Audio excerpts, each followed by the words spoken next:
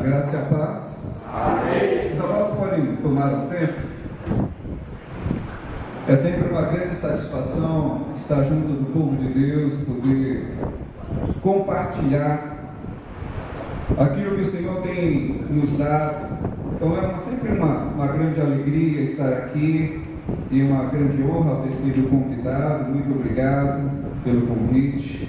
Deus continue abençoando a cada um dos amados irmãos.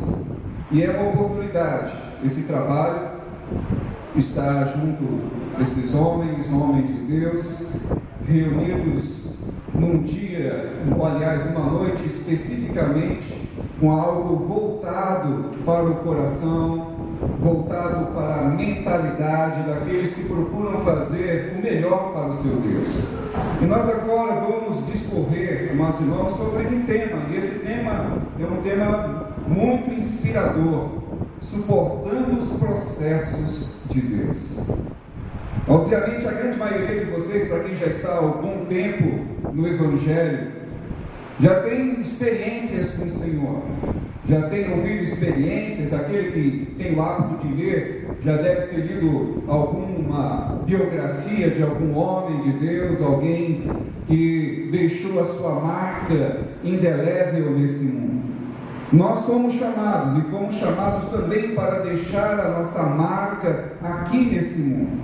E essa marca que nós fomos chamados para deixar é algo que requer de nós, e principalmente do Espírito Santo de Deus, uma grande movimentação, uma grande transformação. E essa transformação, ela tem a ver com a nossa intenção, com a nossa postura, mas principalmente à medida que nós deixamos a ação do Espírito mover o nosso coração, mover a nossa vida, nós vamos presenciando, e à medida que o Espírito vai movendo, nós vamos percebendo o quanto temos sido transformados e o quanto ainda seremos transformados para chegarmos à figura de varão perfeito, na qualidade daquilo que Deus exige dos seus, que é chegarmos à figura do Filho de Deus. Irmãos, o desafio é grande, mas como o Espírito Santo, ele é Deus e tem uma propriedade que nós não temos, por ele ser Deus, ele é misericordioso, por ele ser Deus, ele conhece a nossa natureza, conhece o nosso pensamento, então ele tem todos os artifícios e ferramentas para trabalhar. E nós vamos trabalhar aqui com vocês. O tema, ele é extenso, porém, obviamente, eu não tenho a mínima pretensão de esgotar nenhum tema, porque não seria possível esgotar um tema como este, mas eu pretendo discorrer com vocês, usando o texto base que nos foi passado, que é o texto em Tiago. Tiago, capítulo 1, versículo 12 em diante, nós vamos fazer essa leitura.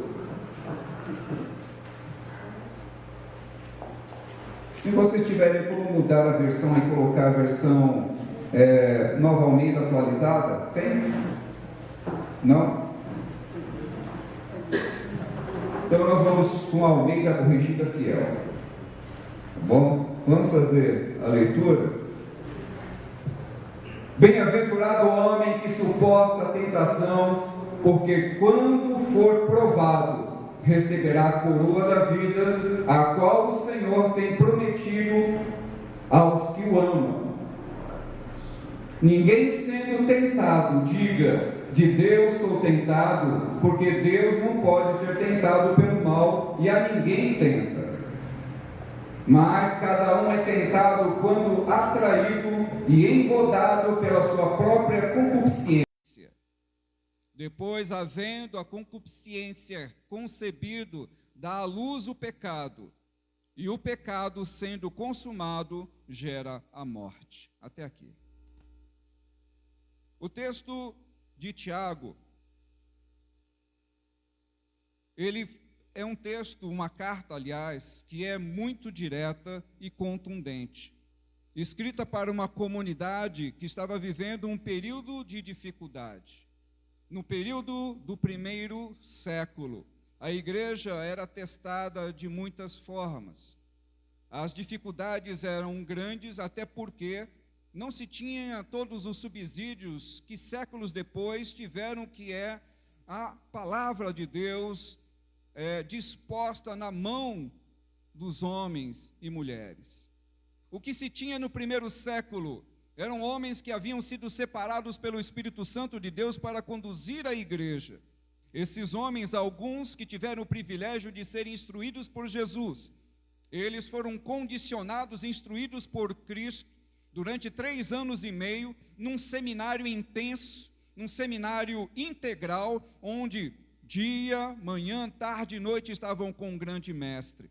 E mesmo estando com o maior mestre que já existiu, mesmo estando com aquele que é o Deus encarnado, aqueles homens ainda cometeram grandes equívocos, cometeram erros, como é natural a todos os seres humanos.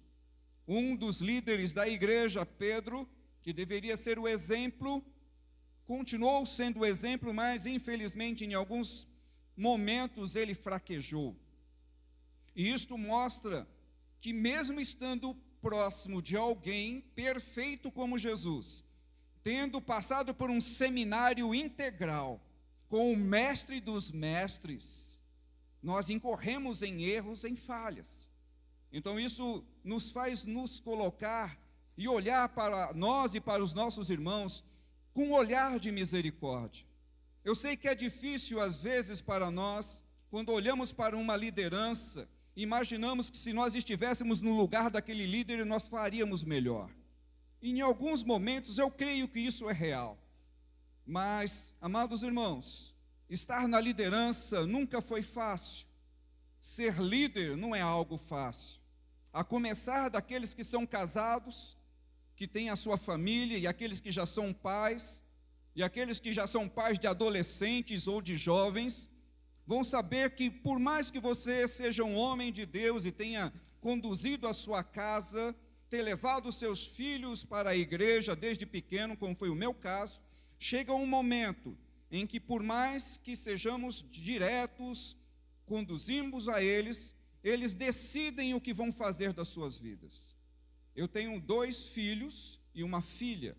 Meus filhos foram conduzidos desde a infância, foram apresentados ainda bebês, foram levados por mim, já no momento já era obreiro, conduziam meus filhos para a igreja, na escola bíblica, instruía-os em casa, mas chegou um momento em que o meu filho do meio, ele resolveu com 16 anos que não iria mais para a igreja. E não foi mais para a igreja. Músico, tocava na igreja. O meu filho mais velho é músico também. A minha filha também estava na igreja. Mas como eu comecei a falar para vocês a respeito do posicionamento, e principalmente nós olharmos para outros irmãos com um olhar de misericórdia, é porque, como eu citei para vocês, em alguns momentos, por mais cuidado, por mais zelo que você ou eu venhamos a ter, nós entramos em certos momentos onde nós não temos domínio sobre a vida nem daqueles que nós criamos. Agora imagine vocês uma igreja, onde você tem pessoas que não foram criadas por você, pessoas que não cresceram com você, que talvez não estudaram com você, e você foi colocado por Deus para liderar um povo, seja um departamento, seja um ministério, seja uma congregação, aonde quer que o Senhor tenha te colocado ou vá colocar.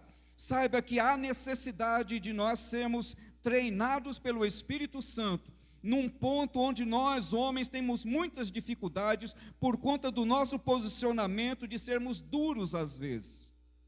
O homem, ele tem essa visão um pouco mais radical das coisas. A começar, eu estava citando, quando vim juntamente com meus irmãos aqui, que são obreiros da Filadélfia em Poções. Para quem não conhece, nós congregamos e moramos em Poções. Está aqui comigo presbíteros e um diácono da igreja. E eu vinha instruindo para eles, aliás, esses homens já estão sendo instruídos há 7 anos por mim. 7 anos. Foram consagrados depois disso foram testados e ainda continuarão sendo testados. Por quê? Porque o processo é contínuo. E algo que nós vínhamos conversando no carro é a respeito desse posicionamento, daquilo que se espera de nós e daquilo que nós podemos oferecer. Então entenda que, mesmo estando com o melhor, maior, que a terra pode nos preparar. Eu, quando ainda garoto, acompanhei pastores que foram meus mestres. O meu chamado pastoral começou bem cedo, ainda na minha juventude. E aquilo que o Espírito Santo me levou a fazer foi acompanhar esses homens de Deus. Aonde quer que eles estivessem, eu estava. Eles iriam fazer visita nos lares, eu estava. Iam fazer culto nas favelas, eu estava. E em muitas situações, eu estava. E sem ter a consciência de que aquele já era o meu treinamento. Meu treinamento começou bem cedo. Então, como eu citei para vocês, treinamento para ser pai, nós não temos cursinho de pai. Quando você menos espera, pronto, você é pai. Se é de uma menina, vai chegar um período, olha, irmãos, que é complicado. Pai de moças, né, para vocês que já namoraram e aqueles que são casados sabem muito bem.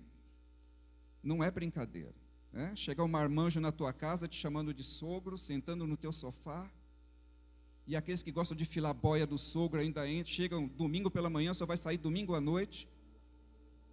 Você já imaginou? Daquele lado do sofá que mais você gosta, o cidadão senta lá, ainda põe as pernas no sofá e abraça e beija a tua filha, a tua filhinha. Não fiquem com raiva não, irmãos, eu só estou trabalhando o temperamento de vocês, tá? Qual que é o pensamento de muitos homens? Quando fulano chegar aqui em casa, ele vai ver que quem manda aqui sou eu, pau, vou fazer cara feia pro cara, tal. Mas quando você chegou na casa de alguém para se apresentar como namorado ou como futuro noivo, você queria ser bem recebido e às vezes pode ter sido bem recebido. Eu digo para vocês que no meu caso não foi tão bem recebido assim, porque o padrasto da minha esposa não gostava de negro. E ela foi gostar logo de um negro. A coisa já começou não tão bem para mim por conta disto. Então, para quem vem de uma família pobre e ainda nasceu negro no Brasil, as coisas é um pouquinho pior. E eu tive que mostrar para aquela família que eu tinha caráter, que era uma pessoa que eles poderiam confiar.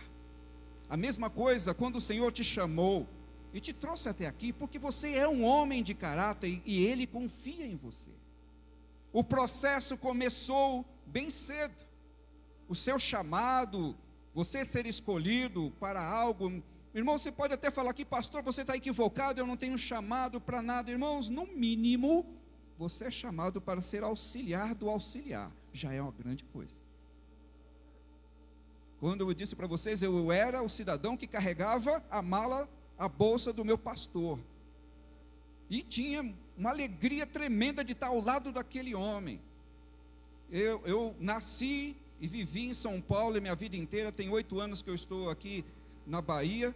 Então todo o meu processo de transformação, de mudanças, de conhecimento, todos aconteceram em São Paulo. E São Paulo, para quem já esteve lá, é uma cidade imensa. Eu morei, nasci, cresci na Zona Norte. E o meu pastor saía da Zona Norte para ir fazer visitas em uma outra cidade. Nós pegávamos ônibus, trem e depois mais um ônibus. Isso para chegar no bairro para fazer uma visita. E só ia eu e ele, nem a esposa dele, nem os filhos dele iam.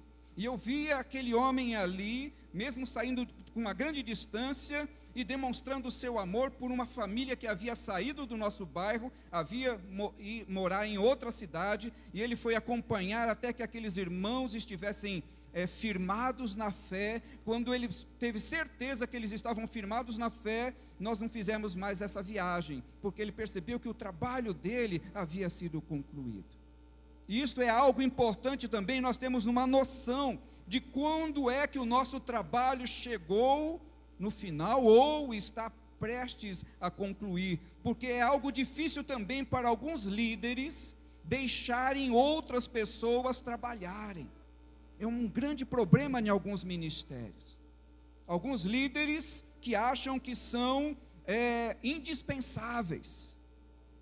Aqueles líderes que estão no cargo já não estão mais podendo fazer o que faziam antes, já não estão mais dando conta da responsabilidade, vai chegando as pessoas na igreja e não dão treinamento, não colocam para trabalhar, e aí quando Deus leva aquele abençoado, a igreja fica em dificuldade. Qual é o principal chamado de todos nós? Ide e fazei discípulo.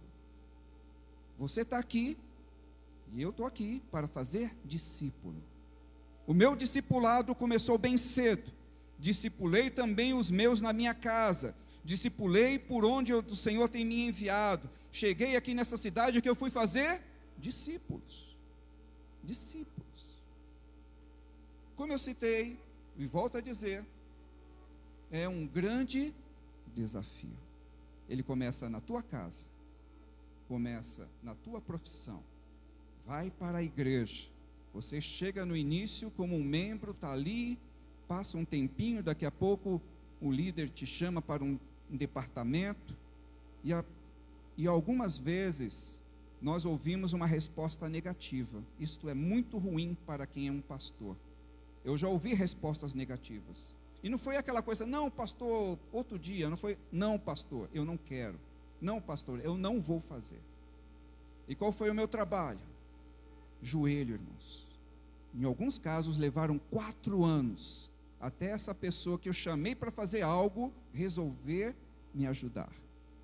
4 anos de joelhos, não ficando o tempo todo de joelho, mas eu levantava de vez em quando. Mas a minha batalha foi no mundo espiritual. No mundo espiritual. Então, creia que o Senhor, Ele dá a solução, mas exige também de mim e de você uma postura. As coisas que nós vamos estar compartilhando com vocês, elas estão ligadas a um processo de refinamento. Refinamento. Purificação. Quando você olha para a Bíblia, Deus começou a fazer esse processo desde o início. Faz parte do perfil do nosso Deus trabalhar com temperamento, com personalidade, trabalhar com a vida daqueles que Ele colocou aqui nesse planeta. A começar do primeiro homem, do primeiro casal, Deus começou, deu a eles liberdade para trabalhar, deu liberdade para o homem colocar nome nos animais, colocar nome nos répteis, colocar nome nas aves, colocar nome em tudo. Olha que privilégio. Adão teve esse privilégio, Eva também, povoar essa terra. Passa muitos séculos, como vocês já sabem a história, o homem fracassa naquilo que Deus havia deixado para ele, que não era algo tão difícil assim, irmãos. Pensa bem, que empregão. Você está lá, ser superintendente do paraíso, ter liberdade para poder comandar, fazer e acontecer. O teu chefe, o Todo-Poderoso, aparecia só no final da tarde, não estava lá o dia todo te fiscalizando. Chegava no final da tarde, ia trocar uma ideia com o homem. E aí, meu filho, como é que foi teu dia? Foi difícil? Deus, eu coloquei o nome de zebra, mas olhando bem, eu acho que poderia ser elefante. Mas Deus, não, é melhor zebra, está vendo? É pintado, tal. Imagine que diálogo. Depois, esse homem perde esse grande emprego, é botado para fora, é demitido por justa causa, e não podia nem entrar para pegar as coisas dele. O Senhor colocou anjos na porta, falou, aqui você não entra. Você já imaginou? Você trabalhar numa empresa muitos anos, prestar um serviço e depois ser demitido por justa causa. E não é justa causa porque o cidadão foi injusto com ele. O Rei dos Reis, o Senhor dos Senhores, o perfeito Deus, aquele que tem equilíbrio, demite o primeiro casal por incompetência, por desobediência e por mexer naquilo que o chefe disse que não era para mexer. É brincadeira, irmãos? Você acha que Deus mudou? Não. Se Ele te colocou em algum lugar Certamente existem coisas que você não pode mexer, porque Deus não muda. Tem algo que Deus colocou que você deve fazer e não deve ser negligente naquilo que Deus te manda fazer. Mas existem áreas que não é para você tocar. E alguns líderes, alguns homens, esquecem que Deus está no comando e se deixam envolver até mesmo por conta do sucesso.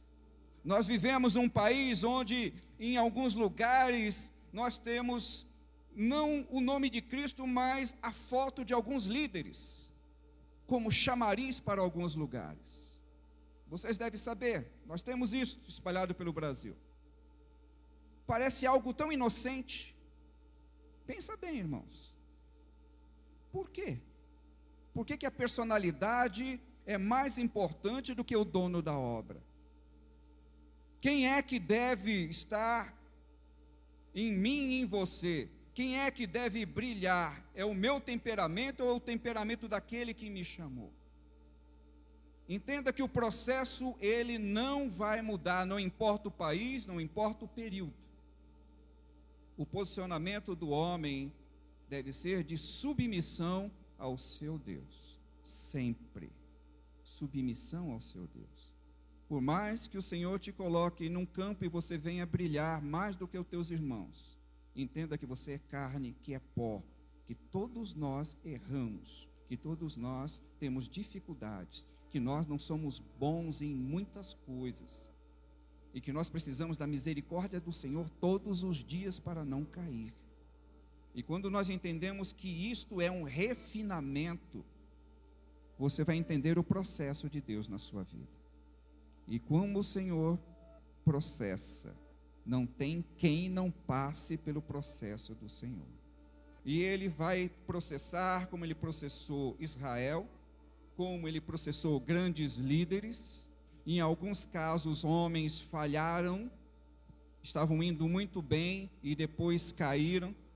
Na história recente, nós temos líderes que chegaram a um lugar de destaque, mas infelizmente caíram por conta da cobiça, dinheiro. Alguns colocando dinheiro na cueca também passaram por um vexame. Outros usando aquilo que não era deles.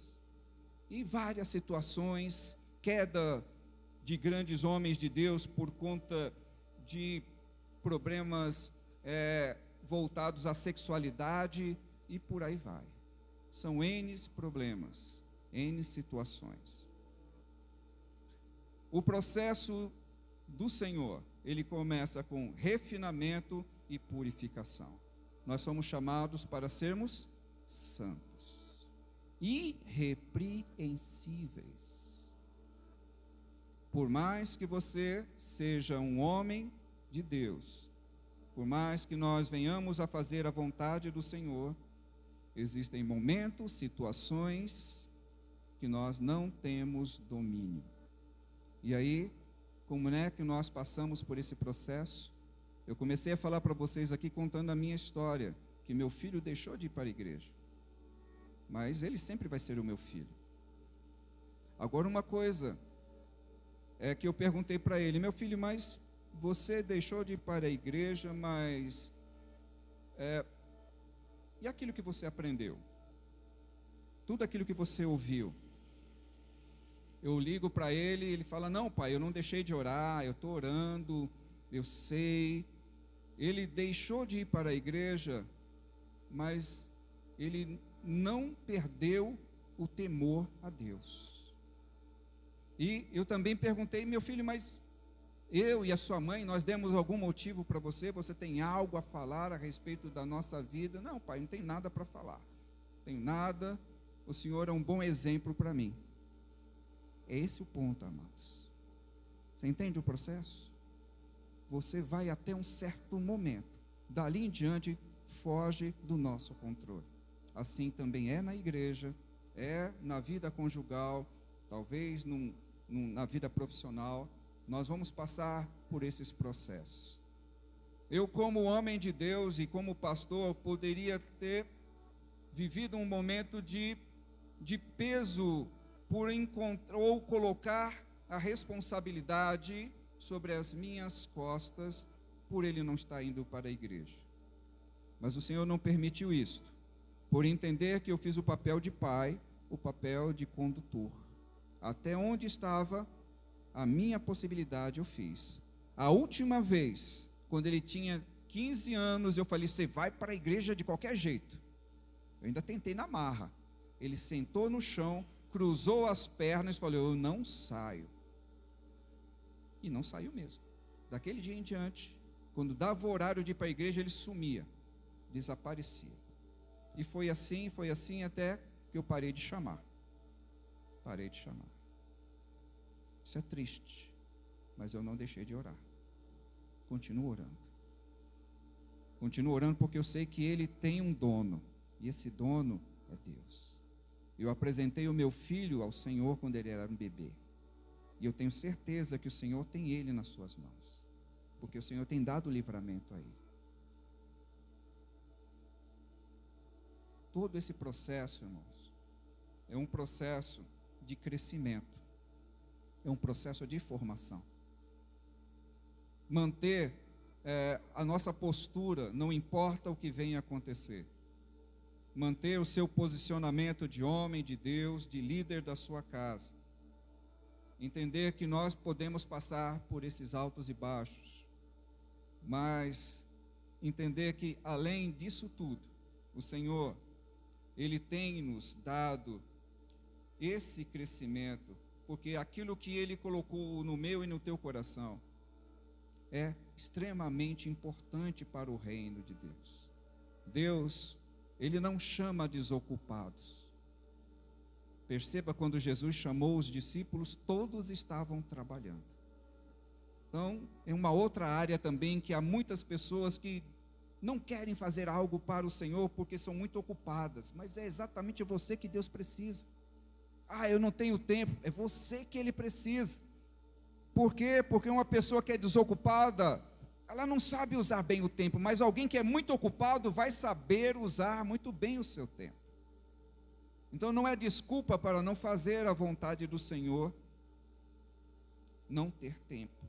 Por quê? Porque o processo de preparação não depende de você, depende dele. O processo de Deus na vida de Adão também. O processo da vida dos discípulos ocorreu do mesmo jeito. O apóstolo Paulo, quando foi chamado, também tinha os seus discípulos. Quando ele trouxe Timóteo para próximo dele, ele conduziu Timóteo, orientou Timóteo. Timóteo era um pastor jovem. Ele orienta Timóteo em todos os detalhes, porque ele sabia que não iria estar com ele muito tempo. Mas Paulo deixou uma marca. Eu pretendo deixar uma marca.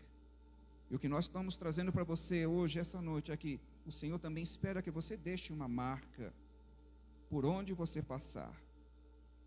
Porque Deus, Ele começa o processo, e é um processo difícil. Primeiro, desenvolver a fé, confiança. Depois, remover as impurezas, para nos tornarmos mais semelhantes a Jesus Cristo. Voltando a esse tema, processos de Deus, eu estou falando para vocês a respeito do meu, que começou desde a minha infância, na idade adulta, uma série de circunstâncias que o Senhor me levou até chegar a essa cidade. Também processo de Deus na minha vida. O Senhor me deu a graça de estar aqui na Bahia, era algo que eu desejava. A minha vida profissional foi na área da saúde, durante mais de 30 anos trabalhando em hospitais, servindo ao Senhor todo esse tempo, fazendo plantões pela manhã, tarde e muitas vezes à noite, percebendo o trabalhar de Deus. E por isso que eu falei para vocês, quanto mais ocupado, mais o Senhor nos usa na sua obra. Durante as madrugadas estudando, fazendo seminário. Eu fiz seminário, eu ainda estava trabalhando em 3 empregos e fazia seminário. Para eu poder estudar à noite, eu pagava para um colega fazer os meus plantões, para eu não faltar no seminário. E durante 4 anos, o meu colega fez os meus plantões de um dia da semana, porque eu fazia plantões, era terça e sexta. Na sexta-feira, no seminário, não tinha aula, então eu estudava de segunda a quinta, e os meus plantões de terça-feira, o meu colega fez durante 4 anos. Tinha pessoas no hospital que trabalhavam na terça-feira que eu não conhecia, porque eu não ia nas terças-feiras, eu investia no reino. Você imagine você, além de eu estar pagando o seminário, eu ainda pagava um colega para fazer o meu plantão, eu deixava de ganhar, mas porque eu estava investindo no reino, e o retorno ele vem. Então todo investimento que o Senhor colocou na tua vida, ou que você venha fazer, ele tem um retorno, saiba disso. Vale muito a pena você investir, colocar os seus dias, colocar o seu tempo, a sua juventude, tudo aquilo que Deus está exigindo de você nesse momento, coloque diante do Senhor. Porque vai chegar um momento que você vai olhar para trás e você vai lembrar de tudo aquilo que você fez, e hoje você pode estar desfrutando da graça do Senhor. O investimento, o preparo. E só fazendo uma analogia, na área hospitalar, uma das áreas mais complicadas para os médicos é a neurocirurgia. O médico, ele faz 6 anos de faculdade, se forma médico. Para ele ser um especialista, dependendo da área, são 3 anos de residência. Residência é que o médico fica manhã, tarde e noite no hospital durante 3 anos, aprendendo uma especialidade. Na neurocirurgia, são 5 anos. Então, o neurocirurgião, ele estuda 6 de medicina, depois faz mais 5 de residência. Quando termina a residência, ele vai continuar estudando para ser um especialista. O neurocirurgião pode ser neurocirurgião do encéfalo ou da coluna. Os problemas de coluna, sério, quem trata são neurocirurgiões. Então, uma pessoa que estuda tanto tempo, e você olha de uma forma geral, quando você procura neurocirurgiões, são bem poucos neurocirurgiões no hospital, pouquíssimos. Pouquíssimos são aqueles que conseguem passar por todo esse processo para chegar lá na frente. Mas você imagine depois que alguém se torna neurocirurgião, cirurgião cardio. Não é um nome bacana, irmão? Você não gostaria de ter um título desse? Você chegar para alguém, você ser neurocirurgião. Tem alguns que não gostam, né? Tem alguém já balançando a cabeça aqui que não quer. Mas o salário do neurocirurgião é bom, viu? É um dos melhores. E sem falar que é uma pessoa que tem muito prestígio nos hospitais. Então vamos mudar a área. Você não gosta de cirurgia, então vamos trabalhar na área do direito. Para se formar advogado são 5 anos. E depois tem as especializações. Para alguém se tornar um promotor, se tornar um juiz, tem que prestar concurso público, tem que ralar muito. E depois vai ser juiz júnior, para depois até chegar a ser sênior, tem muito chão pela frente. O que nós estamos vendo aqui? O Senhor te chamou, você veio, você só veio aqui porque você tem um chamado. Quem não tem chamado não está nem aí com reunião, não está nem aí com reunião de homens, com culto disso ou culto daquilo. Se você já está aqui, já é prova de que o Senhor já te convocou. Você entrou, agora não adianta mais, não adianta você correr, falar, pastor, eu vim porque me trouxeram, eu nem sabia do que era, eu pensei que era um aniversário, me enganaram, agora já era. Você entrou, sentou aqui, o compromisso é com Todo-Poderoso. Vai ser você e ele quando sair daqui e falar, Senhor, eu não sabia, me chamaram, eu nem estava lá, eu fui porque disseram que tinha lanche. Vai ter uma peça teatral. Preparo, formação, tudo isso, eu citei para vocês, o meu preparo pastoral começou na minha infância. Eu era garoto quando comecei a ser preparado para ser um pastor. E foi toda a minha vida, eu ainda continuo sendo preparado. A minha oração, desde que eu cheguei nessa cidade, é, Senhor, faça de mim um pastor em excelência. Eu orava sem saber o certo o que é isso. O que é um pastor em excelência? O pastor em excelência é um pastor que faz além daquilo que se espera dele. O que é um servo em excelência? É aquele que serve e faz muito mais do que lhe pedem. O que é um marido em excelência? É um homem que faz muito além do que é o básico. Então, o Senhor nos chamou para sermos excelentes. E se eu e você, nós formos na média, nós somos chamados de servos inúteis. Aquele que só faz aquilo que manda, aquele que só faz aquilo que está dentro da média, aquele que só faz aquilo que é possível fazer no reino espiritual, está abaixo do servo útil, ainda é nível inútil. E não foi eu que escrevi isto. Para ser servo útil, eu e você temos que estar acima da média. E se o Senhor te trouxe aqui, é porque você está acima da média. Como eu disse para vocês, quem está na média nem aparece. E aqueles que estão abaixo da média nem aceitam o convite. O que está na média ainda pensa, acho que eu vou. Não tem jogo nenhum hoje, eu vou. O time não vai jogar. Mas aqueles que estão acima da média, mesmo que o seu time do coração esteja jogando, você vem. Já começa por aí. Por quê? Porque o time não está acima do nosso amor a Deus. E por incrível que pareça, irmãos, a exigência do Senhor é acima da família. Acima da família. A nossa família é importante, mas não mais importante do que Deus. E isto é muito duro, mas é assim que é o processo.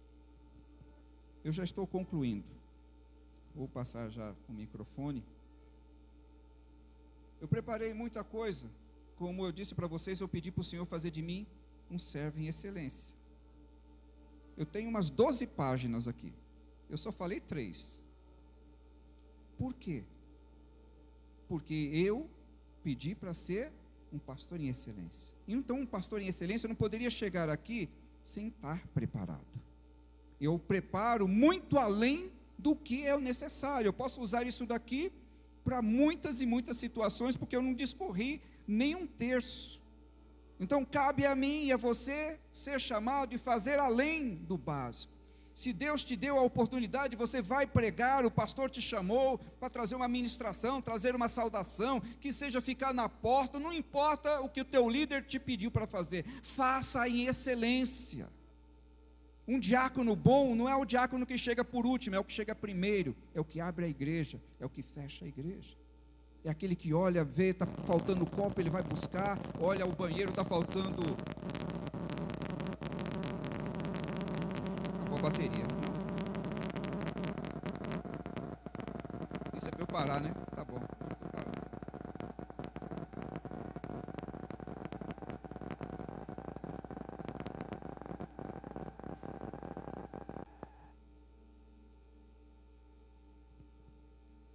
Muito bem, meus queridos.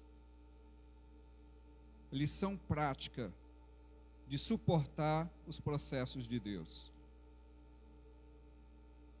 Toda a tua vida, desde o momento em que você nasceu até você chegar aqui, é um processo. Alguns que tiveram o privilégio de ter uma vida no Evangelho desde a infância, então seu processo no mundo espiritual começou na infância, outros que chegaram posteriormente, já adultos, o processo continua. Então o que nós aprendemos disso tudo? Eu trouxe um pouquinho da minha experiência pessoal para vocês, porque falar da vida de outros não é tão difícil. Agora nós podermos ter exemplo na nossa própria vida, que é o ideal. É o ideal nós termos exemplos pessoais, porque isso vai transparecer a nossa caminhada com Cristo. Então, primeiro, aprenda a esperar em Deus. Esse processo, irmãos, é um processo que, em alguns momentos, voltando para aqueles que de repente sonham ter uma posição no ministério e acham que se o pastor não te vê, não te enxerga, já deveria ter colocado você em algum departamento. Os pastores olham sim, viu? E prestam atenção em tudo. Pelo menos eu faço isso. Presto atenção, veja quem são as pessoas que são solícitas, que fazem além daquilo que é o básico. Então, aprender a esperar o tempo de Deus. Manter a fé e a confiança. Não desfalecer. Todos os processos, eles não são para nos reprovar, mas para nos aprovar. Busque a graça e a misericórdia de Deus. Lembre-se de que o processo é temporário, mas o resultado é eterno. Tudo aquilo que você fizer aqui, meu irmão, minha irmã, só tem uma irmã aqui. Tudo aquilo que o Senhor fizer na tua vida, pensando não somente aqui, saiba que nós temos um galardão no mundo espiritual. E todo o teu trabalho aqui nessa terra, ele vai ser lembrado no mundo espiritual. E nós vamos chegar diante do Senhor e abrir as mãos, e Ele vai perguntar para você: então, servo bom e fiel, o que você fez com aquilo que eu te dei? O que você fez com o talento que eu te dei? Nós vamos falar como servos úteis. Ah, Senhor, o Senhor me deu 5 talentos, e eu investi os 5 talentos, e agora tenho 10 talentos. Ah, muito bem, servo bom e fiel, venha para junto de mim, para o lugar de descanso, para o lugar que está preparado. Para aquele que recebeu 3 talentos, ele também reverteu, dobrou o número de talentos, entregou ao Senhor e ouviu a mesma coisa. Mas para aquele que recebeu 1 talento, e ele disse: olha, Senhor, eu sei que o Senhor é um homem duro, é um homem severo, tive medo, peguei aquele talento que o Senhor me deu, enterrei, guardei, para quando o Senhor me cobrasse, está aqui o seu talento. E o que foi a resposta do Senhor? Servo negligente, infiel, sabendo que eu era duro, porque você não pegou esse talento e colocou para render juros? Ele pega o talento daquele que foi infiel e dá ao que tinha 10. Por quê? Porque era competente. Um talento parece pouca coisa. Se fosse transformar em dinheiro, quando Jesus falou essa parábola, um talento seria hoje para nós $1 milhão. Um talento é muito dinheiro. Jesus usou um número assombroso de dinheiro. Um talento não era coisa pouca, era muita coisa. Então o Senhor te chamou, e Ele vai cobrar de você o que Ele te deu, o que você tem ouvido, as ministrações, o tempo, tudo Ele vai cobrar. Então, o nosso desejo, irmãos, é que um dia nós possamos chegar diante do grande Mestre, e entregarmos para Ele muito mais do que Ele nos deu, dobrar o talento, dobrar o número de algo que o Senhor tem te dado. Pense nisto. Para ser servo útil, nós temos que ser acima da média.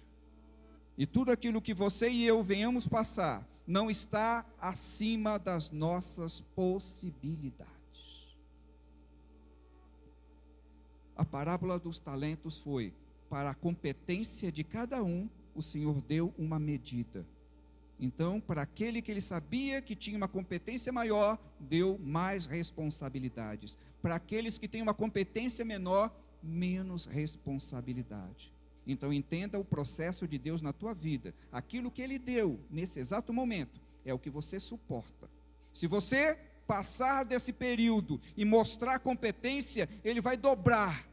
E vai chegar um tempo em que você vai poder passar e olhar para trás e falar: puxa, tudo aquilo que eu achei que era difícil, ficou para trás. Estamos avançando para um alvo muito maior, para um prêmio muito maior. Eu tenho convicção disso, irmãos. Nós estamos aqui porque nós temos um chamado. Você está aqui porque o Senhor tem um propósito na tua vida, e que você faça o melhor que você puder. Seja excelente na área que o Senhor te chamou. Se seja músico, seja o melhor músico. Se seja em ministrar, seja o melhor que ministre. Se você for diácono, seja o melhor diácono da tua igreja. Você é cooperador, seja o melhor cooperador. Ah, eu não tenho cargo nenhum, mas se você se mostrar interessado, saiba que o teu pastor, o teu líder vai te ver. E se você foi chamado para algo, saiba que é competência principalmente do Senhor olhar para ti. Você crê nisso? Eu também creio porque Ele fez isso na minha vida. Como eu disse para vocês, começou bem cedo. Bem cedo. E esse pastor que eu disse para vocês que eu ajudava ele quando eu era jovem, foi um dos pastores que me consagrou.